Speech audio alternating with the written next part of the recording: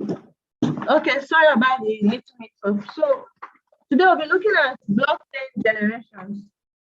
So I guess some of you might be wondering, what do we mean when we talk about blockchain generations?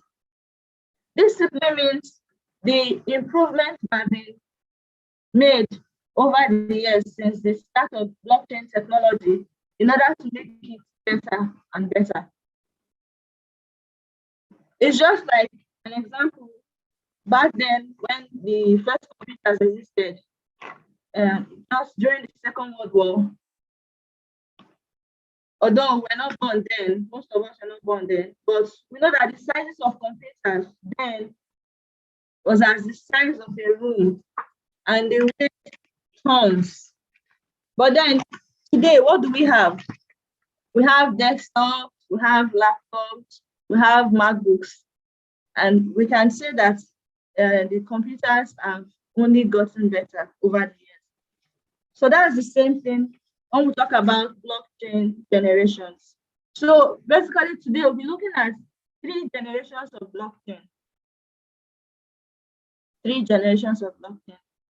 So let's start with the first generation.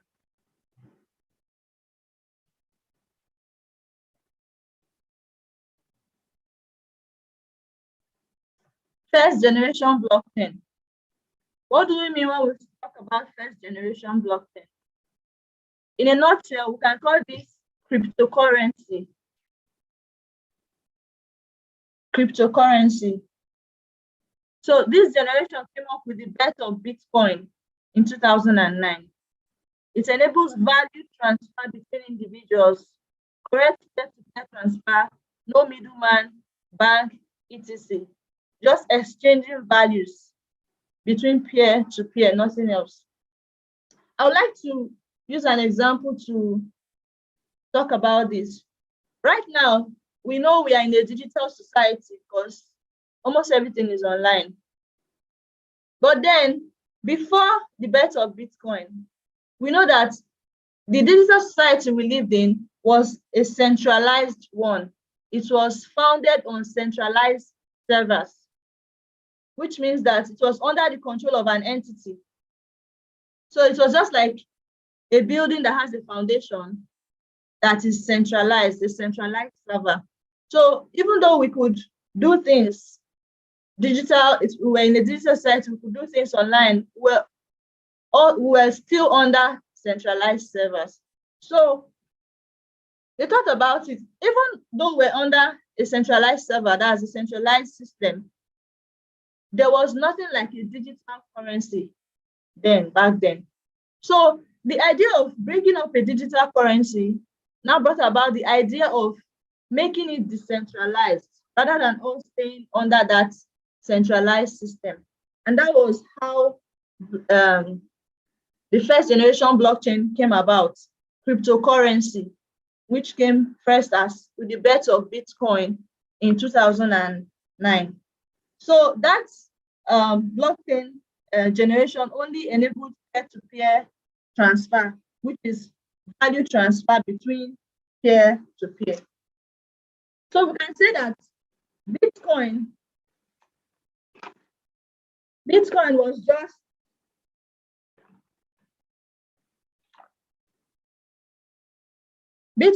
just like, we know what a blockchain is, that it's a chain of blocks, that is information.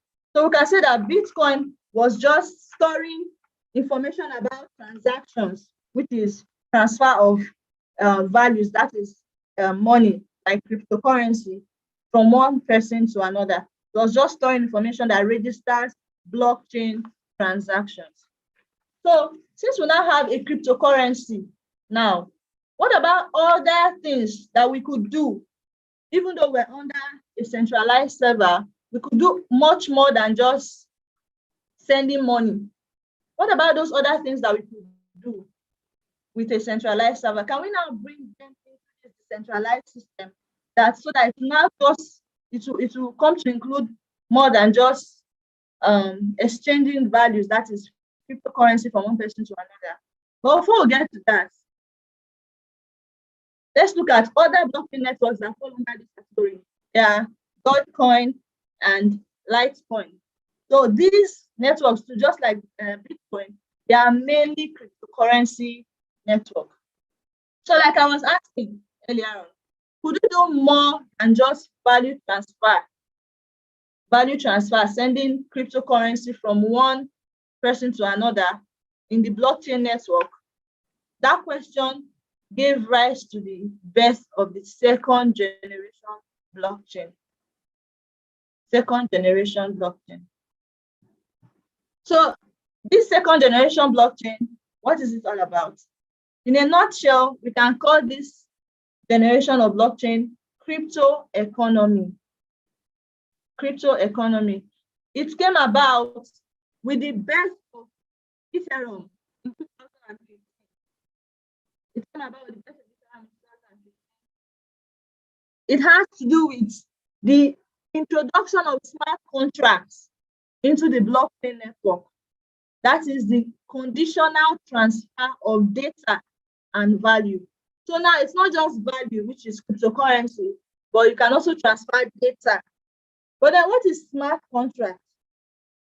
Smart contract simply means code that is written into the blockchain network. It's code that is stored on the blockchain and it self-executes using the trust and the security of the blockchain network. Know that the blockchain network is decentralized, it is immutable, and it is transparent. So using that trust and security of the blockchain network, they now wrote code that can self-execute. So when we say conditional transfer, it's when some conditions are met. You know that right now, in the centralized system that we live in, we can have this in e-commerce sites and also donation sites. For example, when you go to the e-commerce site, you can enter your ATM card information. But then they would not collect the money from your account until the transaction is successful. So that is a condition. So in the blockchain network, since it's a decentralized system now, a crypto economy, the smart contract code self-executes when the conditions for which it is written are met. For instance, someone wants to sell a car, and then they write a code, a smart contract on the Ethereum network. The smart contract can state that when anyone transfers or anyone who is able to pay a particular amount of Ether will gain possession of that car. So the deeds of the car is on this blockchain network. So anyone who is able to pay that amount of money will have the deeds of the car transferred to his or her own account. So that is the transfer of data, not just money, because that deed of the car is not like Ethereum Ether. It's a tangible, like a deed that is being transferred from one person to the other. So that is how smart contracts came into the blockchain network, and it was brought about on the Ethereum network, which is an example of the second generation blockchain. But it's not just like data. There's more to this smart contracts. What can be done with smart contracts? Let's take a look at the next slide. It also gave rise to ERC-20, which is a standard used for creating token smart contracts on the Ethereum network. So we now have tokens on this Ethereum network, which is brought about by ERC-20. So now, we have talked about the first generation and second generation blockchain. But why was another improvement needed? Why was there a need for an improvement again? Since we had the first generation, we had second generation, why was there for improvement? We have gotten much more than just sending money. We could have smart contracts written into the Ethereum network. We could have smart contracts into the Ethereum network that could now do much more than just sending money. It could transfer deeds also. But why do we need another generation? Well, this was because both the first and second generation had some lapses or problems they could not solve. And we can see them. One of these was scalability. The other is interoperability. And we also have the governance on sustainability problem. So this, we're going to be looking at these problems one after the other so that we can better understand why we say that this first generation and second generation blockchain did not meet up with this. They had these issues. So let's take a look at what scalability means. Scalability simply refers to the limited capability of the network to handle large amounts of transaction data on its platform in a short span of time. So what do we mean by that? Bitcoin network could only handle 7 transactions per second. 7 transactions per second. But then the Ethereum network was a little better. It could handle between 12 to 30 transactions per second. But what about a blockchain network that could handle more transactions? This first and second generation blockchain, they were slow. There was more traffic than they could handle. So because of this scalability problem, they were forked after one fork after another. When we talk about fork, it means an update to the software that is governing the distributed network that makes existing rules either valid or invalid. So they kept updating the network and it led to one fork after another. So that was a problem in the network. And then for Ethereum, there was increased gas fee. The gas fee was so high. The gas fee needed to process transactions became so high. So there was a need for another kind of blockchain network that could help with this problem of scalability. Then we'll talk about interoperability. When we talk about interoperability, it means blockchains able to share and access their data and interoperate with one another. The ability through which blockchains share and communicate with each other is called interoperability. So these blockchain networks, Ethereum network, Bitcoin network, could they operate with one another? No, they couldn't. It's just like saying your Gmail account. Can we send text messages from our Gmail account or make phone calls from our Gmail account? That's not possible. So these networks, the blockchain network and the Ethereum network, could not, as in communicate with each other, access their data, share their data with each other. So that was a problem also in this first and second generation blockchain. But then there was also another problem. The third one, I would say, is governance and sustainability. So there are some questions to understand what this means. How are decisions reached regarding the blockchain protocol, its upgrade?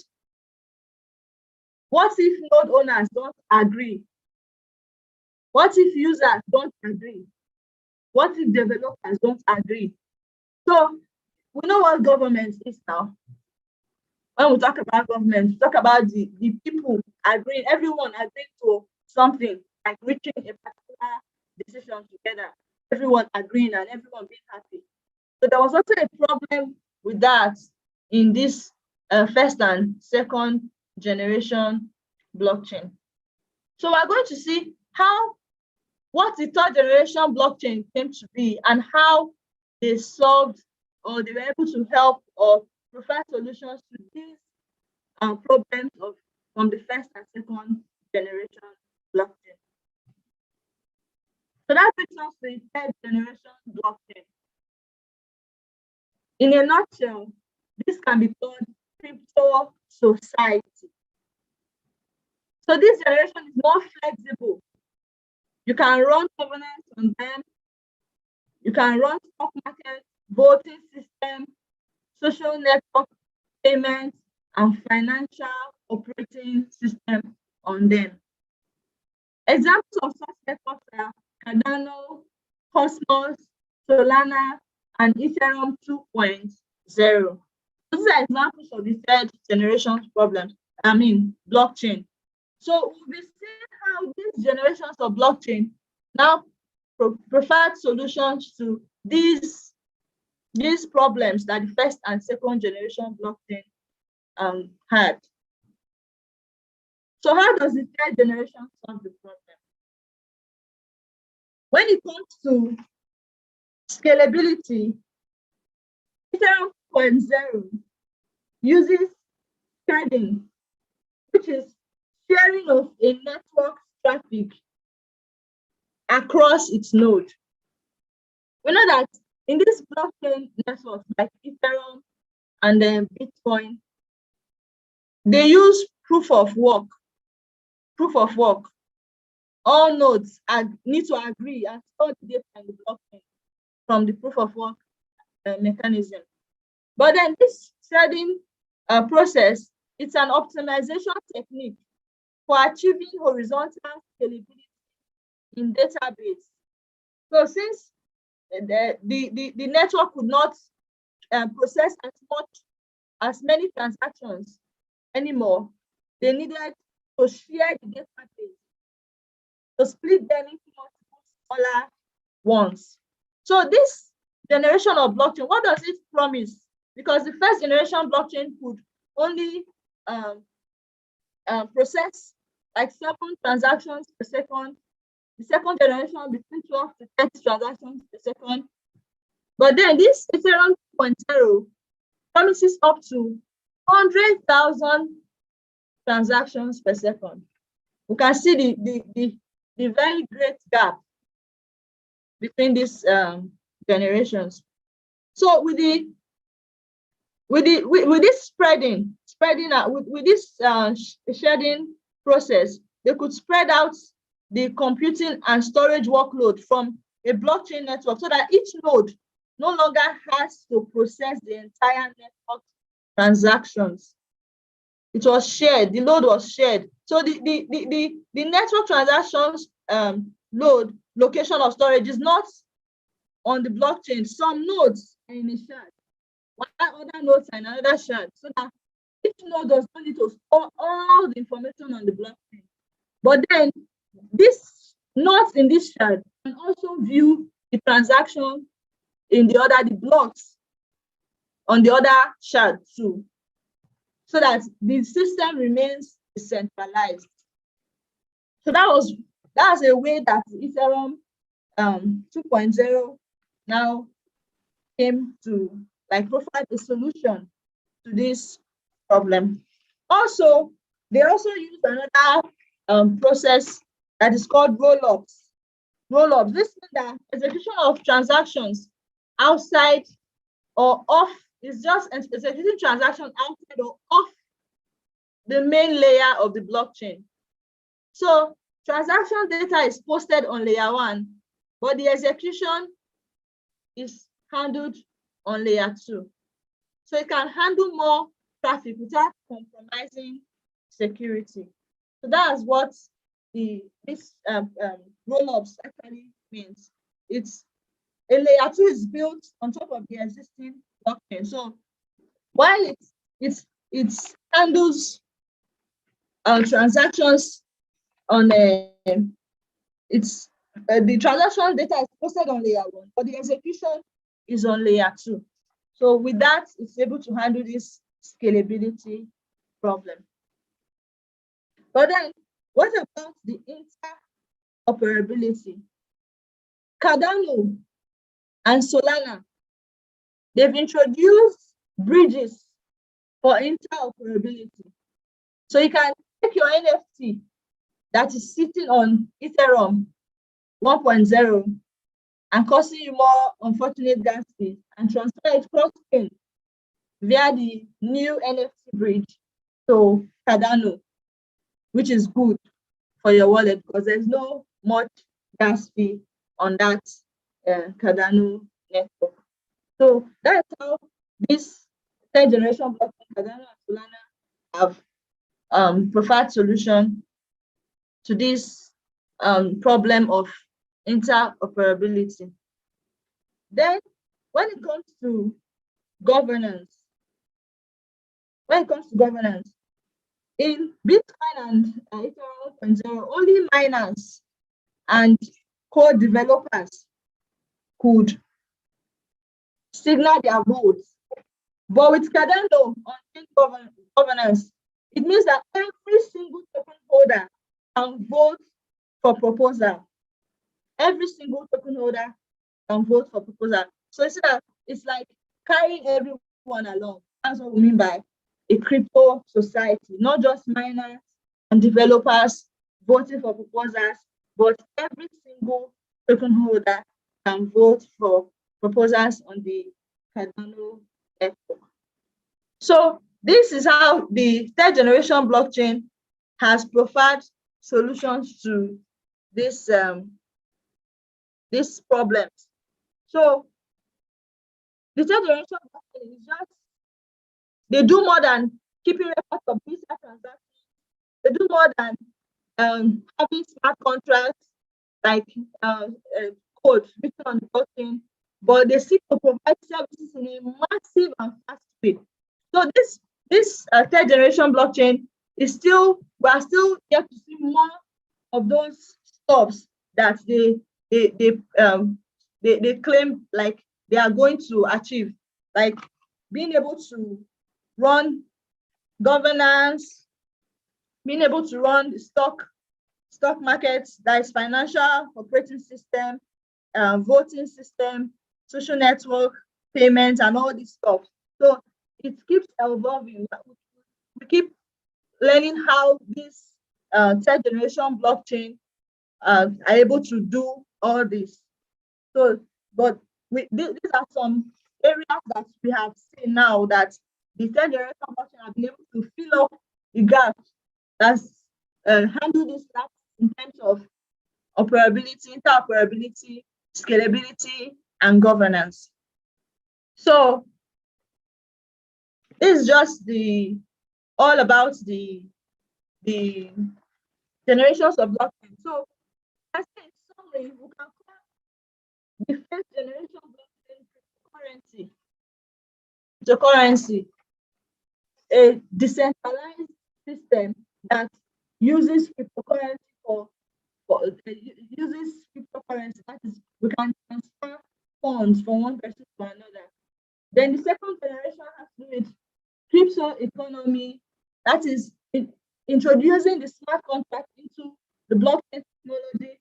We could now write codes that could self-execute, and then when some conditions are met, they now transfer data or values across, like from one person to another. And then crypto society, whereby not only nodes and developers could share in signal votes, but every single token holder can vote for proposals. So this is how the blockchain has evolved over the years, since the death of Bitcoin in the year 2009 to the birth of Ethereum in 2015, and then the third generation of blockchain started coming up around 2017. So I know you guys might have questions right now. So we'll be taking questions from you. You have questions to ask. Okay, thank you very much, Happiness. This has been a very interesting topic that was treated. Basically, what we learn about what you said is generations of blockchain, which we have I think 3 generations, and each generations are built on each other. It's just like patching up different blockchains. Thanks for that. So we'll be treating the question and answer section. You all can put your questions in the YouTube chat. Okay.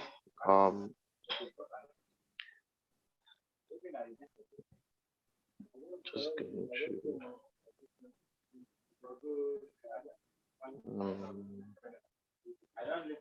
Okay. Yeah, someone said, what is vertical scalability, scaling and horizontal scaling? And let me start with that. Okay, thank you very much. So vertical scaling simply means increasing the capacity of each node. So let's say you have a computer that is 4 gig, and then because of that, the processing speed is low. You then buy another, like you add another RAM to it to increase it, so as to increase the processing speed. So that's what it means. It means increasing the capacity of each node. But horizontal scaling simply means sharing. That's what I explained earlier about sharing the load across the network so that not all nodes will take record of all transactions that are being done on the blockchain. So some nodes are in a side, some other nodes are in another side. These nodes store this information, these other nodes store this information, but then in the system, you can still interact and you can see the transactions are stored in the other side. So that's all about horizontal scaling and vertical scaling. Yeah, sorry. We all got the first part, whereby probably increasing of RAMs and the likes, but we didn't actually get the second part. I think the network is not doing justice. So can you repeat the second scaling? Sorry about that. Okay, so the horizontal scaling means spreading sharing the load across the network so that not all nodes would record transactions, all transactions are done in a blockchain network. So once the nodes are in connection, other nodes are Oh, happiness. Happiness. Can you hear me? No, we didn't get you clearly. Are you using earpiece or headphone? No, I'm not. Okay, because your voice is fluctuating. Oh, Please, can sorry you about explain that again? I don't think they got the horizontal one. Okay, let me use an earpiece.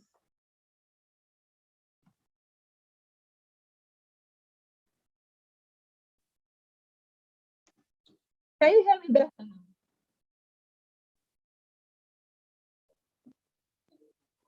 Can you hear me better now? Yeah, yes, we can hear you, but your network is still not doing justice. So I don't know. Are you making use of earpiece or? I just put this. I just put an earpiece on. I also using an earpiece before. Okay. I basically can't hear you too. Okay, probably I should just take that.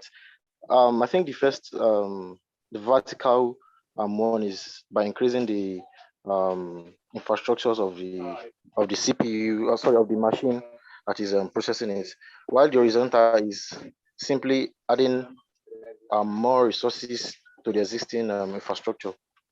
So I hope we understood that. So yeah, I think someone also asked about. Someone also asked that why is smart contract created? Yeah. Happiness. I don't know if you can hear me. Can you hear me now? Can you hear me better? Hello. Can you hear me? Yeah, we can hear you now. Yeah. Okay, you said where is smart contract created? Yeah. Okay. I mentioned earlier that we want things to get better. Like in our digital society, it's not just money that we can transfer from one person to another. We can all buy things online. So we just wanted we test the foundation of the system we are facing on to become a decentralized one. But we wanted other things that we could do to be done on that decentralized system too. So that's about smart contracts written on the blockchain network that self-execute. Like I mentioned earlier, you can buy a car online Happiness, on the we can't internet. hear you clearly. Oh. Hey, this is serious. Okay. Um. Okay. Should I take Can that? you hear me now? Okay. Yes, we can hear the parts that you said. Can we hear you? Yes. Can you try to move it close to your Sorry, computer? I don't know. Probably is your earpiece. sorry, oh, I'm so sorry about this problem. But you can hear me now, right? A little. You can Okay, go let me on. try. If I can't hear you, I would tell you, and probably I would answer the question. Just continue. Okay, I said earlier on we were in a centralized society, but we could do much more than sending money from one person to another. We could buy things online. So also, despite the fact that we now moved to a decentralized system where we could send money that's cryptocurrency, we wanted more than just sending cryptocurrency. What if we could do other things on the blockchain network apart from sending cryptocurrency? So that brought about smart contracts written on the blockchain network that self-execute in that when conditions are met, the the transfer is done. For example, you can buy a car on the Instagram network in that funds are written that if a particular person pays a particular amount of money on Ether, then the document of the car will be transferred to that person's account. So that is way more than just sending Ether. You are buying something on the Ether network. So that's just how the smart contract came about. The need for smart contracts came about. Okay. Thank you very much for that.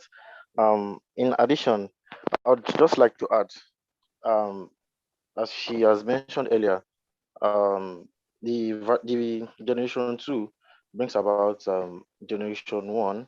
Sorry, it's a combination of generation one with smart contracts. We all know that generation one deals basically about transaction, like moving digital currency, just to like send money and receive money. So I guess people want more, like to make digital economy. So that was why generation two came in, which introduced smart contracts. And as you said earlier, you can do a lot of things with smart contracts. If I could recall, some people actually created a smart contract in 2015 to auction a car. So you can, aside from sending, receiving money, you can actually um, move data too. So that is why smart contracts is introduced. Okay. I don't really see much question here. Still going through it. Talk more about smart contracts. I didn't get explanation of. Oh, okay. I just saw a question that says we should talk more about smart contracts, and I hope I did justice to that. If not, you can say something for that. Okay.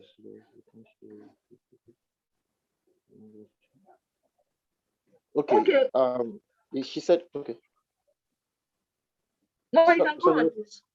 okay. Another question. Oh my God. We've actually answered this. What is a smart contract? Sorry about that. I can Okay, another repeat one. it. So, Okay, yeah, no problem, no problem. Yeah. so a smart contract is simply code that is stored on the blockchain. Just like you write code. It's a code that is stored on the blockchain and it's self-executes, meaning that you don't need to, once the conditions that are written, just like you say, if this happens, then this should happen. So if this person gives need this money, then this should be given to the person. So that is just what we mean by self-execution. So it's stored on the blockchain. Okay. Yeah, thanks very much. Another question. Um, what is the difference between generation 2 and generation 3? Like, what problem does generation 3 solved that 2 does not have? I guess that person was Okay. didn't come on I time. okay, sorry. I said I guess that person was not here when we talked about the problems. But let me just go back to the slide of that answers that question. Okay, probably I should restructure what the person said. Okay, okay. The person, okay, it's just a statement. Sorry, I still don't get how third generation solves problem. I don't know if you know what I'm saying. Okay, how third generation solve problem? Yeah, I guess the person is trying to say like what is the problem that third generation solved that second generation didn't solve. Okay, so we itemize those problems as one, scalability, two, interoperability, and three, governance and sustainability. So the next slide, this one, it explains what this means, and then we talk about how they were solved. So that's issue of scalability has to do with the slowness of the network to process transactions, based on the fact that the blockchain is becoming larger and larger. Like more transactions are being done every day, and so this system, if before it could handle all the transactions very quickly, but now because there are now many transactions on the network, it's not able to handle them all. It's now slow. That's why I mentioned earlier that Bitcoin network can handle just 7 transactions per second. Now the Ethereum network is between 12 to 30. So there was need for more, like an increase in that capability for it to handle large amount of transactions. So in a short time. So that's how the third generation now uses the two concepts of sharding and roll-ups to share the, the load. So instead of all the nodes to be storing all the transactions, a particular node stores some and the other node stores some, but then it's still in the same network, whereby it's decentralized, so they can all have access to that. The transactions are stored in another shard, can all have access to it. So that's how Ethereum 2.0 Ethereum 2.0 has provided solution to that by using sharding. Then roll-ups too, it's having another layer that is off the main layer. So transaction data is posted on layer 1, but it's executed on layer 2. So that's how Ethereum 2.0, which is part of the third generation blockchain, has solved that problem. So I don't know if the person got the other one about interoperability. So it's just like an example to now to like summarize interoperability. Like I said earlier, you cannot use your Gmail account to make phone calls or WhatsApp messages. So what if you can use your Gmail account to connect to WhatsApp, send WhatsApp messages? You can also use your Gmail account to make phone calls. It means that two systems are connecting, they are sharing and having access to their data. So that's what the third generation blockchain has also preferred solution. Like we said, Cardano and Solana, they've introduced bridges that can now solve this problem. So you can send your NFT from Ethereum 1.0 to Cardano network. That means they are now like sharing and accessing their data. So I don't know if I've answered the question of that person. Yeah, I think so. Currently we don't have more questions, but I think we still have few minutes, so people can send in their questions.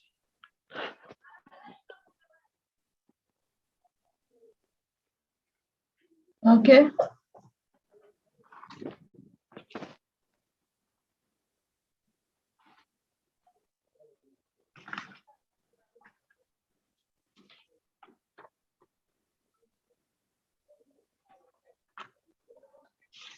If they don't ask questions, I'll ask them questions. You know, they can't. They can't answer. They can type it on chat. Yeah, please, if you still have any questions, try to drop it in the live chats to be treated. Okay, yeah. So I think someone said we should. Okay, yeah, that will be done. The slide will be shared after this timeout.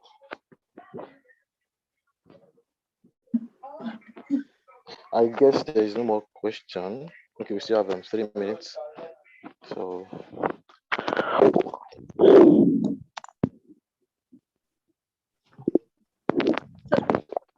So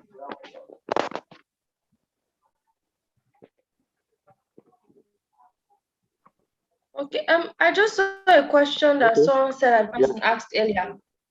Okay, yeah, I think sorry about that. Okay. Yeah, the question goes, who sponsors or initiate the proposal to be voted on?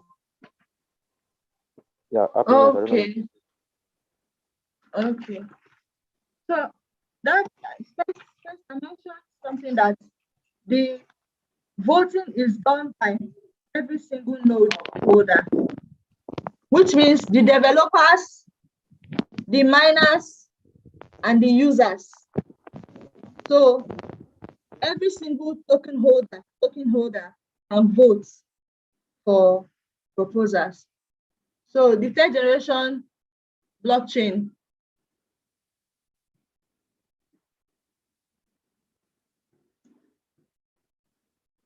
so that's the third generation blockchain. That's how the voting is done. It's not done by just the miners and developers, but every single token holder. And this voting, each third generation blockchain has its own policy, but it will be best if it is as transparent as possible. It's a transparent one that uses a smart contract to automate the process. So that's how this voting and vote counting is done. Okay, I hope that does justice to the person that asked the question. Okay, we still have I think a few minutes. More questions can still come in.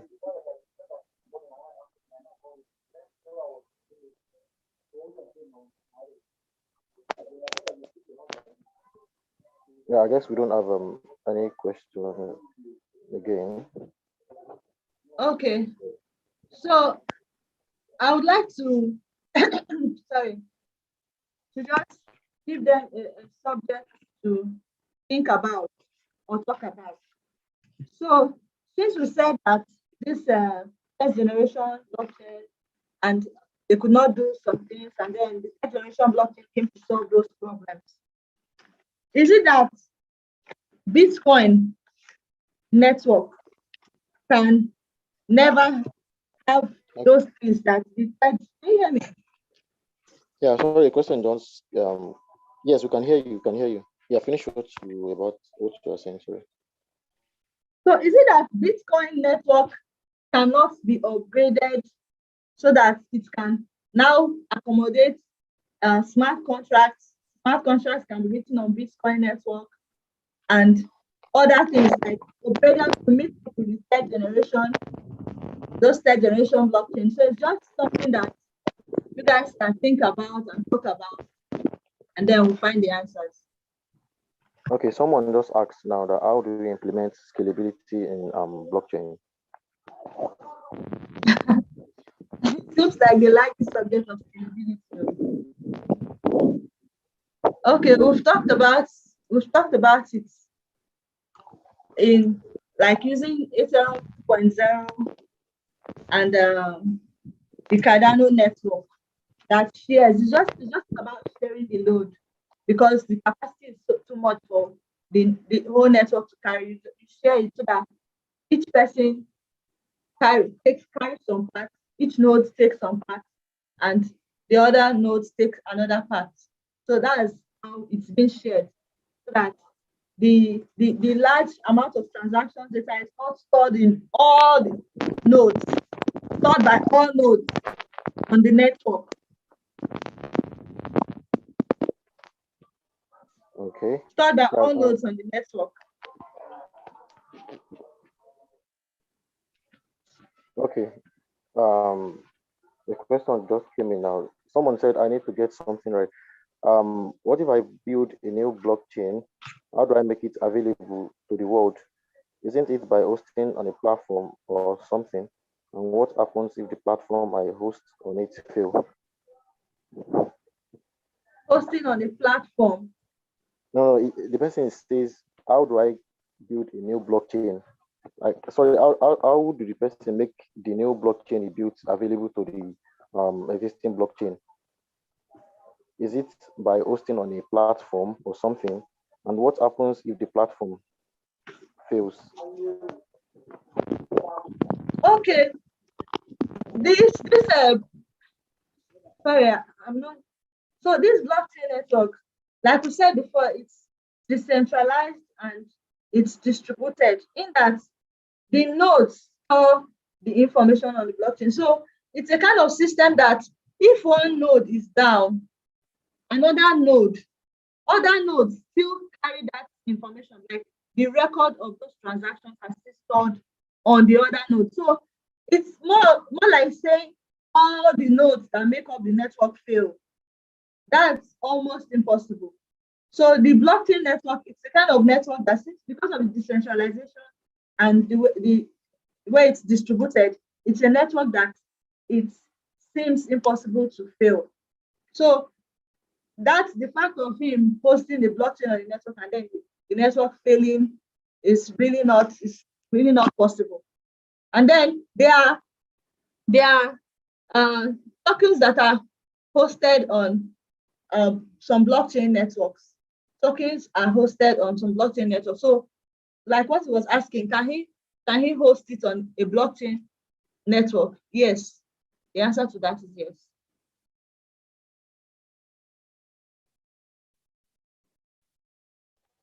Okay, thank Can you you hear very me? much for that. Yeah, I said yes. Thank you very much for that. Okay, where does this voting takes place on the blockchain? That's the last question. What exactly does the person mean by voting? What kind of voting? Well, I guess probably voting system in general. Please, can you be specific in your question, Williams Obinabo?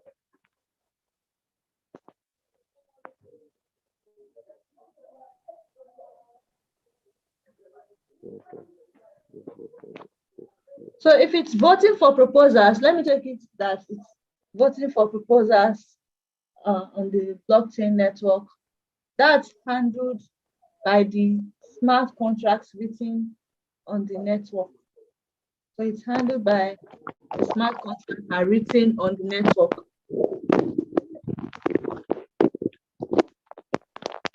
Okay.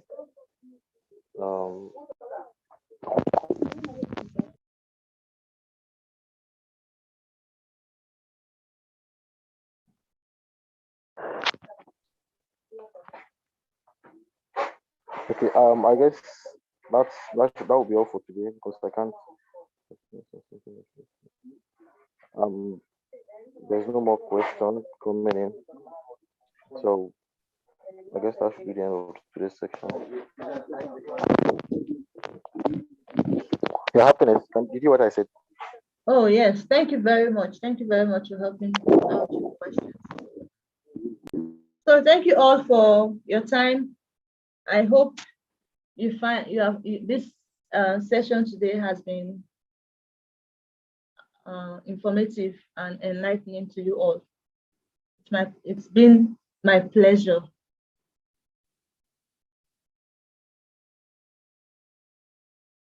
Yeah, someone said, can they get the slides? I think to be sent to the resource channel after this time out. I don't know. Yes, sure.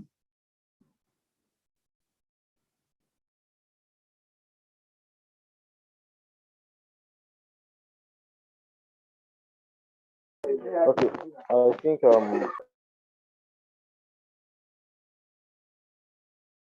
I think we've come to the end of today's section. See you guys tomorrow.